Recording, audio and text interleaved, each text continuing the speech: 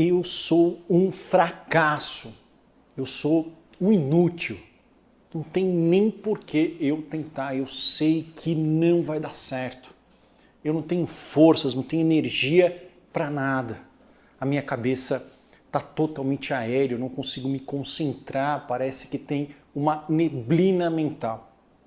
Se você já teve algum desses pensamentos ou sensações, você pode estar com depressão. E eu tenho duas informações importantíssimas que eu gostaria muito que você guardasse. Primeiro, isso não é sua culpa. Você não é culpado ou culpada por estar deprimido. E segundo, você não está sozinho, você não está sozinha nesse sofrimento. A depressão afeta mais de 300 milhões de pessoas em todo o mundo, de acordo com a Organização Mundial de Saúde, a OMS. Até 2019, o Brasil era o campeão latino-americano da depressão.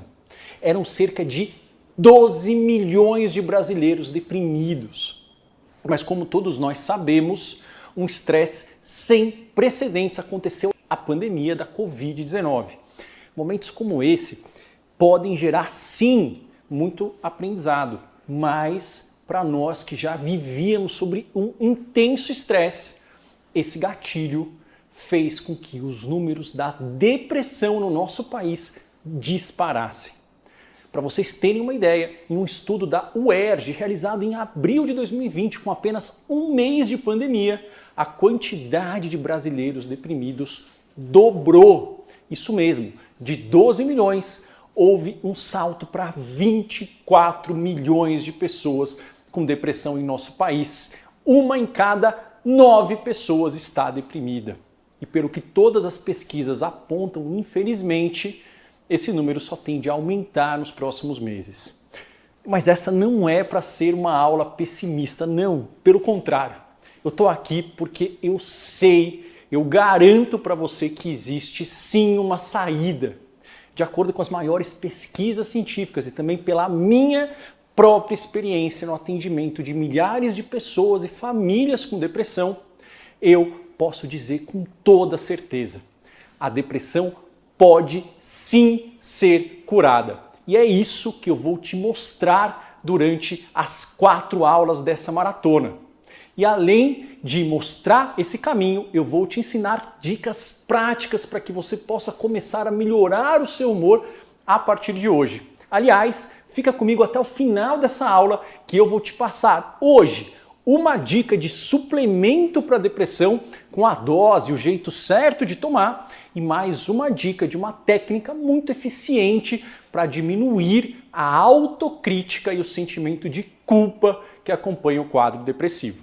Eu sou Marco Antônio Abud, sou médico psiquiatra com formação e com especialização pela Universidade de São Paulo. Ao longo dos últimos 12 anos eu tive o privilégio de poder estudar com os maiores especialistas do Brasil e do mundo sobre depressão e também de atender mais de 10 mil pacientes com depressão em grandes hospitais e também no meu consultório. E além disso, eu mesmo já senti na pele a angústia, o sofrimento de ter um parente próximo deprimido, um parente próximo, meu avô, sem conseguir levantar da cama, sem querer se alimentar, querendo dormir e não acordar mais. Através do conhecimento que eu tive o privilégio de receber com os melhores médicos do Brasil e com muito estudo, claro, com muito treino, eu conheci as ferramentas certas, as ferramentas que funcionam para ajudar as pessoas de verdade, ferramentas que vão muito além da medicação. Eu apliquei essas ferramentas nos meus pacientes no consultório e fui tendo muito sucesso. O volume de pacientes era cada vez maior, pude ajudar o meu avô também. Até que chegou uma hora que eu não dava conta mais dessa demanda no consultório, eu atingi o máximo da minha capacidade de atendimento. O problema é que faltavam profissionais que conheciam, que sabiam aplicar esses métodos para que eu pudesse encaminhar. Isso não era muito divulgado, aliás, não era divulgado em lugar nenhum. Eu via as pessoas recaindo ou deixando de se recuperar totalmente, deixando de atingir a plena capacidade física e mental que elas merecem. Eu realmente não sabia o que eu poderia fazer para mudar essa situação. Até que um dia, meu filho me mostrou um vídeo de um youtuber que ele gostava muito de assistir. Era no início de 2017, meu filho tinha 12 anos na época. Ele perguntou: pai, você não é médico disso daqui? Você não pode ajudar ele? E aí eu fui ver do que se tratava e esse youtuber estava falando que ele tinha tido um quadro depressivo. E eu lembro como se fosse hoje. O vídeo tinha sido lançado há poucas horas e ele já tinha mais ou menos 1,5 milhão de visualizações. Uau! A partir desse momento eu decidi que essa era a ferramenta com a qual eu poderia mudar essa realidade. Nessa primeira aula eu vou explicar para você a diferença entre tristeza e depressão e também eu vou te falar as reais causas, as causas que não te contam, que levam uma pessoa a ter um quadro depressivo. Todos nós sentimos tristeza em diferentes momentos da nossa vida, mas a depressão é algo muito mais profundo, é algo que tem um poder de permanência gigantesco. É muito mais que um sentimento passageiro de tristeza, de desânimo. É muito mais do que uma sensação de estar simplesmente para baixo. A depressão pode fazer com que você se sinta continuamente sobrecarregado. Ela pode retirar a alegria de todas as atividades prazerosas que você gostava de fazer. Ela também ataca o seu corpo, o seu sono, o seu apetite, além de provocar dores de cabeça, dores pelo corpo que surgem sem uma causa aparente.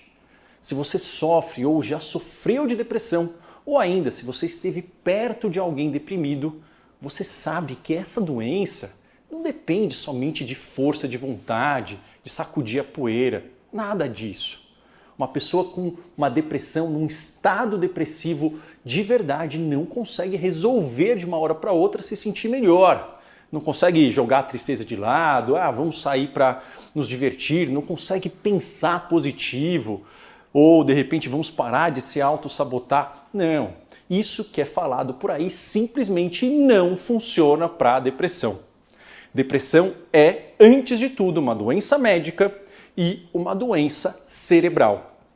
Eu vou mostrar para vocês, usando um gráfico, como são os sintomas-chave de um quadro depressivo. Eu gosto disso para ficar mais visual. Então, a gente pode ver através desse gráfico como que funciona. Isso é um gráfico do humor que eu uso muito. Aqui seria o humor positivo e aqui o humor negativo. Todos nós oscilamos, ninguém é estável o tempo todo. Mas na depressão existe uma queda. Aliás, depressão quer dizer o quê? Afundamento. Existe o quê? O humor ele vai caindo e ele fica permanentemente para baixo. A pessoa pode até ter algumas oscilações, mas o nível de ânimo, de energia está diminuído. O que a gente vê? Quais são os dois pontos-chave da depressão? Não só eles, mas a queda de energia física e energia mental e a queda da sensibilidade ao prazer. A pessoa não se sente mais estimulada com as coisas, como se o mundo tivesse perdido o gosto, como se o mundo tivesse sem sal. E isso tem que durar pelo menos 2 semanas na maioria dos dias. Ou seja, não é um dia ou outro que a pessoa resolveu ficar um pouco para baixo. Não, nada disso. Então, quais são os elementos claros da depressão? Isso é importante que vocês guardem, que vocês transmitam. Os elementos-chave da depressão são perda da energia física, a pessoa sente que é difícil sair da cama, que o músculo está pesado. Existe uma perda da energia mental, o raciocínio fica lento, a pessoa demora para juntar as informações para poder se expressar, ela esquece coisas, tanto é que depressão causa muitos prejuízos no trabalho e nos estudos. Uma perda da capacidade de sentir prazer e este é o elemento fundamental, é a pedra fundamental da depressão. A gente vê o mundo sem colorido, o mundo ele é visto através de um óculos, de uma lente preto e branca. A vida está em preto e branco, eu não vejo graça em nada. E existem 3 pensamentos-chave que ocorrem no quadro depressivo e isso é involuntário, isso é automático, isso é constante. Um pensamento de culpa, a pessoa ela se culpa por coisas que dão errado e ela se culpa inclusive pelo próprio quadro de depressão. A pessoa se culpa por estar sofrendo. Um sentimento de inutilidade, que a pessoa tem um valor próprio menor do que os outros, o valor dela como pessoa é pequeno, e falta de esperança, ou seja, não tem saída, isso nunca vai passar. E isso daqui é incontrolável. Isso funciona como um peso imenso, um peso invisível que você tem que carregar sozinho, sozinha, todos os dias. Mas por que isso ocorre? Será que é devido a algum trauma, alguma perda? Será que é devido a alguma disfunção no nosso cérebro? Eu costumo dizer, e você pode guardar isso, que se alguém te apontar uma única causa para os seus sentimentos de depressão, desconfie dessa pessoa. Provavelmente é um charlatão, uma charlatã.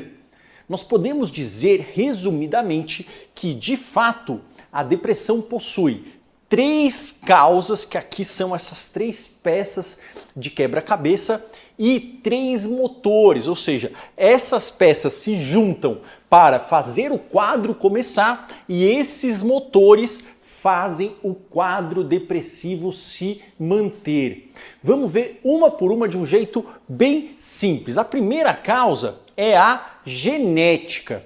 Por exemplo, se você tem um parente com depressão, o seu risco de desenvolver um quadro depressivo é sim superior a alguém que não tem um histórico familiar. Teve um estudo de 2016, por exemplo, que mostrou que se você tem um dos pais com depressão, você tem um risco 2 vezes maior de ter um quadro depressivo. E se você tem tanto um dos pais quanto um dos avós com depressão, você tem um risco até 3 vezes maior. De forma muito geral, nós podemos resumir que a genética é responsável por 30 a 70% do risco de desenvolver depressão. Mas deixa eu te falar uma coisa. Quando eu falo isso, as pessoas elas pensam, pô, então é genético, minha família tem depressão, não tem o que eu fazer. Não, eu queria que isso ficasse guardado para você. Não é a genética que causa depressão, não é. É errado falar isso. A gente fala, mas quando a gente fala genética, a gente não quer dizer a genética que nós não conseguimos mudar. A gente quer dizer um outro nome, a gente quer dizer a epigenética. Tem esse radical epi que faz toda a diferença. A genética da depressão, ela fica de fato silenciada. Ela precisa ser ativada por gatilhos específicos da nossa história, dos nossos relacionamentos, do nosso estilo de vida.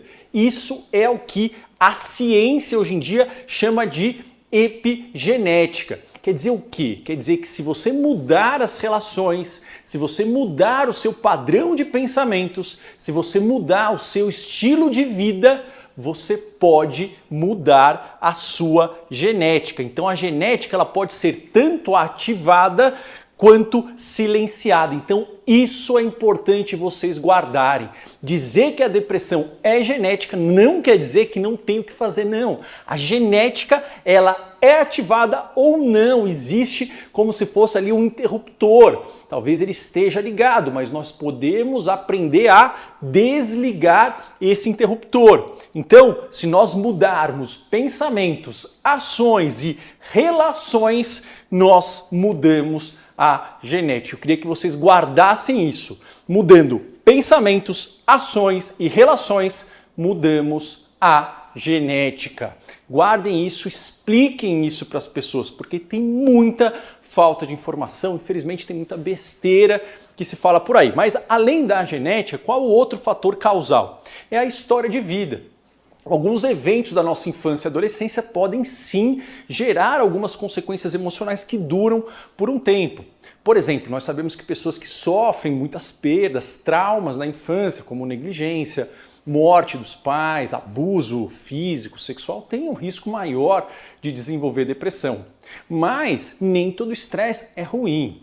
O tipo de estresse nocivo que deixa o cérebro de fato fragilizado, ele acontece na infância e na adolescência quando existem 3 elementos. Quando existem agressões repetidas, quando existe falta de controle, ou seja, a pessoa sente que ela não tem muito o que fazer, não tem capacidade de conseguir evitar essa agressão, e quando existe falta de afeto, ou seja, é uma coisa ruim e não existe aquele abraço, ou seja, aquele famoso assoprar o joelho quando a gente caiu de bicicleta e ele está ardendo. Esses 3 fatores ativam o gene da depressão, eles mudam a estrutura do cérebro e levam ao aumento crônico de alguns hormônios, como o cortisol, e tudo isso aumenta o risco de um quadro depressivo. Mas eu gosto muito dessa frase, eu adoro essa frase, do C.S. Lewis, que é um escritor inglês, ele escreveu vários livros famosos, enfim, é um escritor bem famoso, e essa frase é muito verdade. Você não pode voltar atrás e mudar o começo da sua história, realmente você não pode, eu não posso, mas nós podemos começar de onde estamos e mudar o final. Pode ser que você tenha vivido tudo isso, alguém que você conhece tenha vivido, e isso com certeza influenciou para que aquela genética pudesse se manifestar junto com os outros fatores. Mas isso não quer dizer que não há o que fazer. A depressão, ela causa essa falta de esperança, mas eu queria que você não entrasse nessa armadilha, que você confiasse em mim, mesmo que o seu corpo diga que de fato não há esperança. Há sim. Isso do passado nós não podemos mudar, mas nós podemos mudar daqui para frente e fazer com que essas peças se encaixem de novo. Vamos continuar. O terceiro fator causador da depressão, a terceira peça desse nosso quebra-cabeça é o estilo de vida. Como assim? Tudo que nós fazemos, que nós ingerimos, muda o funcionamento do nosso corpo e muda o nosso humor. Aqui eu vou destacar 3 exemplos que mudam em relação ao nosso estilo de vida e podem aumentar ou diminuir o risco de depressão. Um deles é a alimentação. A nossa dieta possui um grande efeito no nosso humor. Nós sabemos que a dieta atual do Ocidente tem um perfil inflamatório. A nossa dieta possui um excesso de açúcar e uma deficiência de vitaminas, principalmente vitaminas do complexo B, como a vitamina B9, B6 e B12. E uma frase também que vocês podem guardar é que um cérebro inflamado, e a alimentação às vezes pode causar essa inflamação, um cérebro inflamado é igual a um cérebro deprimido. É só alimentação? Não. O sedentarismo também. Para vocês terem uma ideia, teve um estudo que comparou pacientes deprimidos que fizeram um protocolo de caminhada curta com outro grupo de pessoas também com depressão que tomaram um antidepressivo de primeira linha, sertralina. O grupo da caminhada melhorou tanto quanto o grupo que tomou a sertralina. E uma vantagem, aqueles que fizeram a caminhada tiveram menos risco de recaída. E esse estudo foi replicado em dezenas e dezenas de outros estudos, mostrando que vários tipos específicos de exercício físico podem sim melhorar a depressão. O desafio é como nós vamos fazer a pessoa com depressão começar e manter essa atividade, mas por isso que nós precisamos de uma abordagem correta. Que mais? Isolamento social. Então, quanto menos afeto nós temos, mais risco nós temos de depressão. O ser humano, o cérebro humano evoluiu para que a conexão social fosse algo altamente necessário para o bem-estar. Falta de contato com a natureza, outros fatores que estão relacionados ao estilo de vida e medicamentos e substâncias. Às vezes os sintomas da depressão podem sim ocorrer como um efeito colateral ou começar como o efeito colateral de alguns medicamentos que afetam o humor de alguma forma. Por exemplo, alguns medicamentos sedativos, outros medicamentos corticoides, outros medicamentos que atuam no sistema imunológico. Ok? Bom, então o estilo de vida pode ser uma das causas da depressão e a boa notícia é que isso aqui também pode ser revertido. Então, vamos entender, ó, a epigenética ela tem que juntar com a história de vida, juntar com o estilo de vida. Aí você fala, pô, mas doutor Marco, você fez um quebra-cabeça que não é um quebra-cabeça muito inteligente, porque tá faltando uma peça aqui. Você não falou que são 3 fatores? Sim. Esses são os 3 fatores que têm que estar juntos. Claro, né? Cada um tem a sua história, mas esses fatores têm que estar juntos. Só que eles vão precisar de uma peça. Qual que é essa peça? Aqui, ó, um gatilho.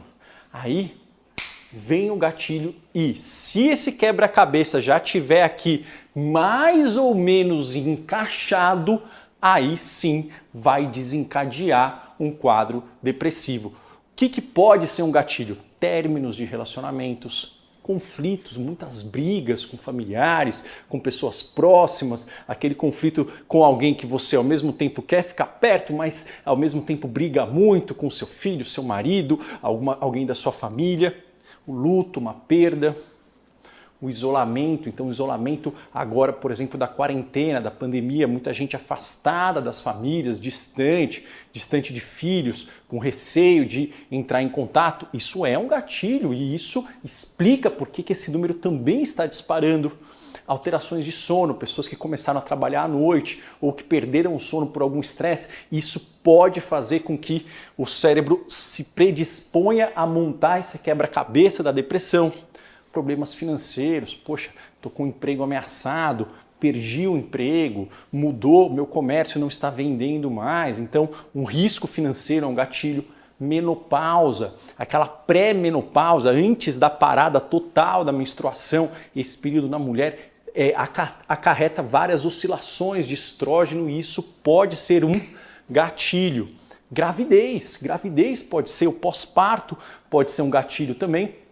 E algumas doenças, muita gente fala, a tireoide causa depressão. Não, tireoide causa hipotireoidismo, que lembra a depressão. É que o hipotireoidismo, às vezes, ele é um gatilho para que entre no quadro depressivo. E aí tem que fazer o quê? Tem que tratar os dois. Então, isso daqui é um gatilho, só que precisa ter esse quebra-cabeça. E isso explica por quê. Para algumas pessoas, esse gatilho vai causar depressão, para outras pessoas talvez não. O fato é que, mais uma vez, nós aprendendo isso, nós vimos que essas peças podem ser rearranjadas. Bom, e aí o que acontece? Então tem aqui, juntou o gatilho, pronto. Esse é o quebra-cabeça da depressão. E aí ele vai acionar os 3 motores que mantém a depressão. Ou seja, depois que essas peças se juntaram, vai começar essas engrenagens a trabalharem para fazer a depressão manter este funcionamento. Então, genética, história de estresse tóxico, estilo de vida com gatilho, faz o cérebro ficar mais vulnerável, mais frágil. Então, ocorre o gatilho da vida, por exemplo, uma pandemia, uma perda de emprego, um término de relacionamento, um falecimento de alguém próximo, esse cérebro entra em depressão. Mas isso é que muitas pessoas e muitos profissionais não sabem, que independentemente da causa, como eu mostrei para vocês, quando a depressão começa, ela vai se autoalimentando, mesmo que o ambiente melhore depois. Porque isso faz com que muita gente fale, mas ele está deprimido, agora mudou, melhorou, olha, voltou, o comércio está voltando, ele agora recuperou o emprego e mesmo assim ele não melhora. Sim, porque aciona os motores e aí a engrenagem vai rodando. Então, nós vamos agora aprender quais são esses 3 motores. Para a gente poder curar a depressão, a gente vai desarmar esses motores, ou seja, mudar, fazer eles girarem ao contrário e mudar esse quebra-cabeça. Isso é possível, só que para isso a gente precisa entender. Quando a gente entende, a gente sabe aonde a gente vai mudar para gerar a melhora. Vamos entender os motores que alimentam a depressão. Então, um deles é a inflamação cerebral. Diversas evidências científicas, sim, demonstram que existe um aumento de fatores inflamatórios em pessoas com depressão, como nós falamos. Quando o cérebro está inflamado, o que acontece? Ele entende que o nosso corpo está doente, entende que o corpo está com uma infecção. E como é que nós nos sentimos quando nós estamos doentes? Quando nós estamos gripados, infectados, com uma amidalite, com otite? Falta de apetite, nós dormimos mal, falta de energia, nós não temos motivação, nós não sentimos prazer, queremos ficar isolados. É muito parecido com um quadro de depressão, não é mesmo? Em outras palavras, esse estado inflamatório engana o seu cérebro para que você ache que está doente, quando na verdade você não está. Por isso que eu costumo falar aquela frase que um cérebro inflamado é um cérebro deprimido. Então aqui a gente vê que quanto mais tempo a pessoa fica em depressão, mais fatores de inflamação se acumulam. Aqui é uma depressão que dura 10 anos, aqui é uma depressão que dura alguns meses. E aí quanto mais verdinho, mais inflamação. Aqui já está inflamado, aqui vai aumentando esse verdinho. Então a inflamação sim é um fator. Não é o único, vamos lá. O segundo é a química cerebral. E muita gente acha que é só isso. O pessoal por aí, infelizmente, fala só desta parte. A química é importante sim, mas ela é um dos motores. A química da depressão tem 3 substâncias principais: serotonina, noradrenalina e dopamina. Muita gente fala também só da serotonina, né? A serotonina, ela tem a ver com sentimentos de ansiedade, de irritabilidade, de angústia, de tensão. A noradrenalina tem a ver com a nossa energia física, com aquele drive para iniciar as tarefas e com a dor física mesmo, não é dor psíquica, é dor física. E a dopamina, a dopamina tem a ver com o nosso prazer, com a nossa motivação e com o foco, com a concentração, que está muito prejudicada. Por isso que nós temos que trabalhar tudo isso junto, senão a pessoa não vai melhorar de uma forma adequada. Remédios atuam aqui? Sim, remédios atuam só aqui, mas nós podemos atuar aqui também sem medicações. O terceiro motor são os caminhos neuronais. Os neurônios, eles se comunicam menos na depressão, eles se comunicam de uma forma mais lenta. Só que nós temos algo que nós chamamos de neuroplasticidade. Vamos ver, na depressão, então, isso daqui é um cérebro e no cérebro tem vários caminhos. O neurônio ele se comunica através desse espaço.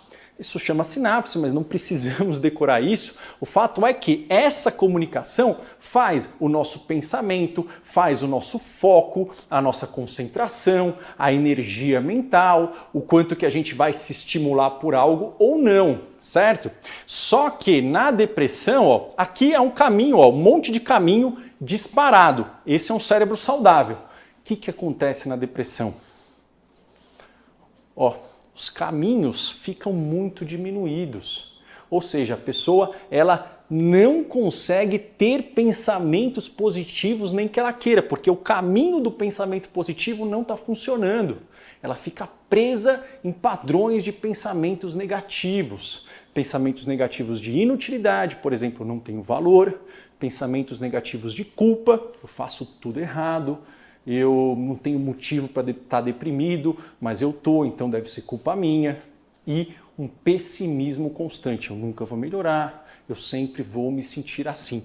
Isso é porque os caminhos do circuito do prazer e da motivação estão pouco funcionantes. Era para estar assim, está assim. Só que a gente começa o quê? Através da neuroplasticidade, a gente pode ir reativando esses caminhos. Então, esse caminho aqui que estava, escurinho, ele vai começar a acender através de alguns treinamentos que nós vamos ver nas próximas aulas. Esses caminhos podem voltar a se ativar se eles forem treinados de uma forma correta. Então é mais ou menos igual a pessoa que teve uma fratura na perna. A gente vai ter que colocar ali o osso junto, o osso ele vai se recuperar. Se a gente pegar essa pessoa e falar, vamos lá, vamos fazer uma atividade física, vamos correr, vamos fazer uma aula de aeróbica, essa pessoa acabou de ter aquela fratura, Se o caminho neuronal está rompido, adianta a gente falar, vamos lá pessoal, vamos para cima, vamos rir. Não adianta, é a mesma coisa você falar para alguém que quebrou a perna para a pessoa começar a correr. Correr pode ser bom, mas para alguém que acabou de quebrar a perna, não é bom, vai piorar. A gente precisa primeiro consertar e voltar passo a passo para que ela recupere isso. Bom, a boa notícia, então, ó, assim é a depressão. Então, esse slide resume o que a ciência sabe, o estado da arte da ciência do que causa depressão. Espalhem essas informações. Com isso, vocês já sabem mais do que 90% dos médicos, né? Então, a genética, epigenética, história de vida, estilo de vida com gatilho faz com que esses 3 motores comecem a funcionar e eles alimentam a depressão. Mas a boa notícia é que todos esses fatores, eu repito, todos, incluindo a genética, podem ser alterados, mesmo sem o uso necessário de medicamentos. O primeiro passo para nós aprendermos a mudar isso é conhecermos a fundo os diferentes tipos e sintomas da depressão. E é exatamente sobre isso que eu vou falar na segunda aula da maratona. Mas antes de nós finalizarmos essa aula, eu quero te dar uma dica de suplemento e uma técnica baseada no que você aprendeu hoje para depressão que já pode começar a melhorar o seu humor. Tudo isso, tanto os suplementos quanto as técnicas, eu ensino com mais especificidade, de forma mais detalhada, aprofundada no meu treinamento para mentes depressivas. E você terá acesso a essa técnica e outras com exclusividade durante essa maratona. Então, primeiro, dica de suplemento que melhora a neuroplasticidade e a química cerebral. Um dos melhores é o SAMe, S-adenosil L-metionina, que é uma substância produzida no corpo que aumenta a liberação de neurotransmissores como a serotonina, a noradrenalina e a dopamina. Ela pode ser usada com ou sem antidepressivos. Em geral, a dose usual é de 400 miligramas antes do café da manhã por uma semana. Se você não tiver efeitos colaterais, você pode aumentar para 2 comprimidos por dia, um antes do café da manhã e outro antes do jantar. Mas sempre fale com o seu médico antes de utilizar qualquer suplemento, ok? Bom, agora nós vamos falar da técnica da compaixão espelhada. Como assim? O cérebro depressivo, ele se considera doente, correto? Por conta da inflamação. Ele tem dificuldade de tratar a si mesmo com gentileza, com menos autoculpa, com menos autocrítica. Mas quando nós nos importamos com outra pessoa, isso indica para o cérebro que ele não está doente. Ele começa a amolecer o pensamento negativo. Então, na depressão é difícil a pessoa se tratar com gentileza. Mas se a gente coloca isso para outra pessoa, o cérebro entende, opa, não estou doente, estou querendo cuidar de outra pessoa, ele mesmo começa a melhorar. Então, essa técnica ela tem 3 passos, ok? Primeiro passo, você pode ter uma caneta, um papel se você quiser. Eu sempre gosto de anotar. Primeiro passo, lembre-se de uma ocasião em que um parente, um amigo próximo, alguém de quem você gosta muito, que alguém tenha sofrido de alguma forma, que alguma pessoa próxima tenha tido um momento em que ela se sentiu mal consigo mesma. Imagine essa situação. Imagine que alguém que você gosta está sofrendo. Tente, imaginando isso, escrever, por isso que eu gosto de papel e caneta, o que você faria e o que você diria para esse amigo, esse ente querido que está se sentindo para baixo, que está se sentindo sofrendo. O que você diria para ele? Escreve no papel. Passo 2, qual que é o segundo passo? Bom, o segundo passo é pensa agora no seu sofrimento. Pense em alguma coisa com que você está tendo que lutar nesse momento na sua vida. Alguma coisa na sua vida pela qual você se sente mal. Escreve, no segundo item, o que você costuma falar para você mesmo sobre isso. Escreve a situação que está vivendo. Poxa, estou com um problema no meu casamento, estou com um problema no meu trabalho, estou com um problema na minha família, no meu filho de saúde. E o que eu falo para mim? Bom, eu falo que eu devia saber fazer melhor, que eu não tenho energia, que eu não presto para nada, que eu sou um lixo, que eu sou um peso. Escreve. Passo 3. Observa se houve uma diferença entre a forma como você falou com o seu amigo e a forma como você falou com você mesmo. Se tiver diferença da forma como você se referiu ao seu amigo para a forma como você trata a si mesmo, o que você faz? Você vai para o passo 2 de novo, ou seja, quando você escreveu aquilo que você fala para você mesmo e você vai tentar reescrever usando a mesma linguagem da que você falou para o seu amigo querido quando estava sofrendo. Então, pensa no amigo sofrendo, o que você diria? Depois, pensa na sua situação, o que você diz, e aí você vai trocar, você vai colocar para você mesmo, você vai anotar, porque isso treina o cérebro para usar essas palavras de gentileza com você mesmo. Coloque em prática os ensinamentos dessa aula. Se necessário, assista novamente para ter certeza que você aproveitou o conteúdo dela ao máximo. Um abraço e até os nossos próximos encontros.